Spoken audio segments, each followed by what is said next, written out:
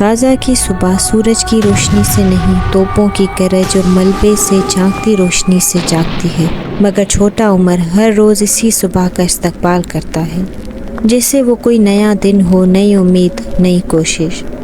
عمر صرف 8 سال کا تھا، مگر اس کے کندھوں پر ایک چھوٹا سا خاندان تھا، ماں، ایک چھوٹا بھائی اور 2 بہنیں۔ باپ جنگ میں کھو گیا تھا، جیسے شہر کے کئی اور چہرے گم ہو چکے تھے۔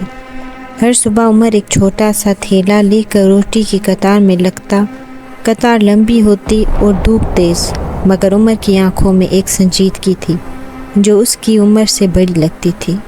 وہ خاموش کھڑا رہتا، زمین پر نظریں جمائے اور اپنے دل میں دن کا حساب کرتا۔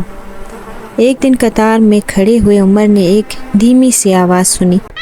اس نے نیچے دیکھا، ایک چھوٹا سا بلی کا بچہ دھول میں لت پت کانپ رہا تھا۔ وہ ایک ٹوٹی ہوئی دیوار کے پاس چھپا ہوا تھا، شاید کسی سائے کی تلاش میں تھا۔ عمر نے گھٹنے ٹیک کر اسے دیکھا۔ بلی کے بال الجھے ہوئے تھے، آنکھوں میں تھکن اور بھوک تھی۔ وہ کسی آواز کے بغیر مدد مانگ رہا تھا۔ عمر نے اپنے تھیلے کو دیکھا، خالی تھا۔ ابھی روٹی نہیں ملی تھی، مگر دل بھرا ہوا تھا ہمدردی سے۔ جب آخرکار اسے 2 روٹیاں ملی، وہ قطار سے ہٹا، بلی کے پاس گیا اور ایک روٹی آدھی کر کے اس کے سامنے رکھی۔ بلی نے پہلے ڈرتے ہوئے سونگا، پھر دھیرے دھیرے کھانا شروع کیا۔ اس کی آنکھوں میں وہی شکر گزاری تھی جو انسانوں میں کم رہ گئی تھی۔ اگلے دن عمر پھر روٹی لینے آیا اور بلی وہی تھی، جیسے منتظر ہو۔ اب یہ معمول بن گیا تھا، عمر ایک روٹی اپنے گھر لے جاتا اور ایک اس ننھی جان کے لیے چھوڑ دیتا۔ لوگ دیکھتے، کچھ ہنستے، کچھ خاموش رہتے، مگر کسی نے کچھ نہ کہا، شاید اس لیے کہ عمر کے اس چھوٹے سے عمل میں ایک بڑی حقیقت چھپی تھی۔ جنگ کے بیچ میں بھی محبت، ہمدردی زندہ رہ سکتی ہے۔ ایک دن جب قطار پر بمباری ہوئی، لوگ بھاگے، چیخے، عمر بھی گرا، مگر اس کی نظر بلی کی طرف گئی۔ وہ خوف زدہ ایک کونے میں چھپی ہوئی تھی۔